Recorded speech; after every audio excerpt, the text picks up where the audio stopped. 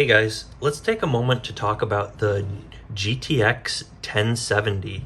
So GeForce GTX 1070.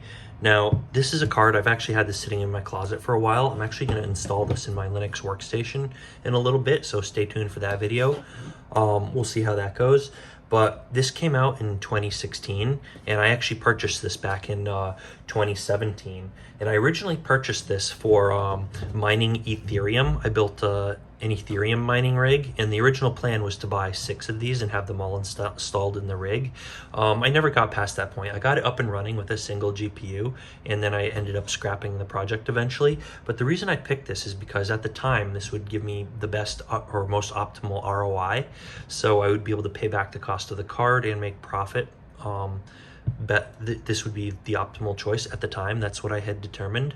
But any case, so yeah, this is from EVGA, and this is the EVGA GeForce GTX 1070 SC Gaming ACX 3.0 Black Edition. It has 8 gigs of GDDR5 and sports a bunch of other stuff. But anyways, if you want to know where you can pick this up, check the link in the description. I'm going to try to give a link to this, or as close as I can to it. I think this exact version is still for sale, so check the link in the description if you want to pick one up for yourself. But do be aware they're pretty expensive these days. Now, when I purchased this was far less than it currently is going for today. Now, you could buy a used one. I think the used ones are supposed to be going for about the same price that this originally costed new. But when I bought this back in 2017, oh yeah, and for anyone watching this video, well, whatever, whenever you're watching this, you may be watching this years in the future, but today is, it is November in 2021. So it's almost 2022. So yeah, it's been a while since this came out. This card came out back in 2016. So yeah, almost 6 years since it came out.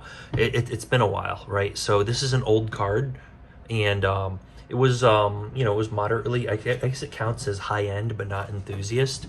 And yeah, so this came out when yeah, it was, I can't say the exact price due to rules, since I'm posting a link to it and Amazon doesn't let you do that, but you can check the price on Amazon. It's pretty expensive.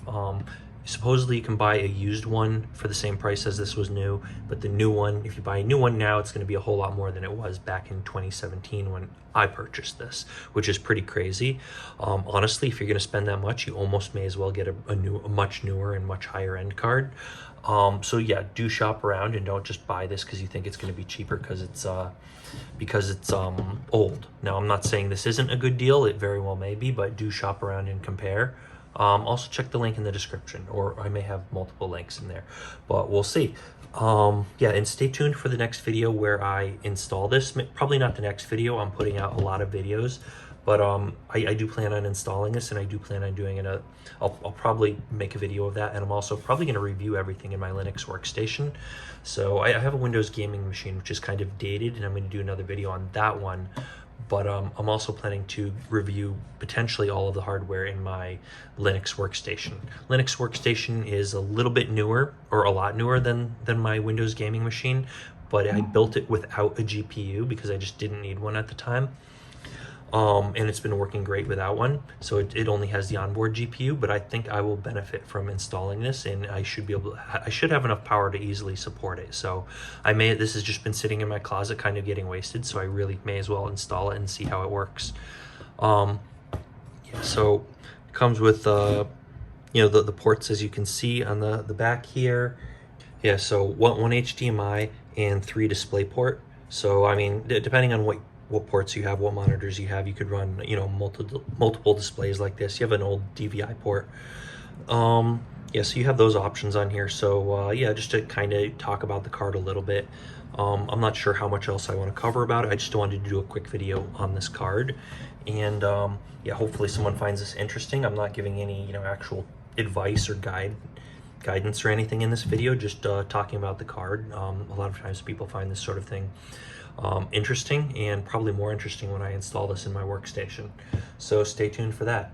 Hit that subscribe button, give me a thumbs up, leave a comment down below if you know something that I don't know. And yeah, I always want to hear what people have to say, good or bad, comments, questions, criticisms, whatever you want to say, leave a comment down below. And that's it for today. So as always, thanks for watching, and we'll see you guys next time.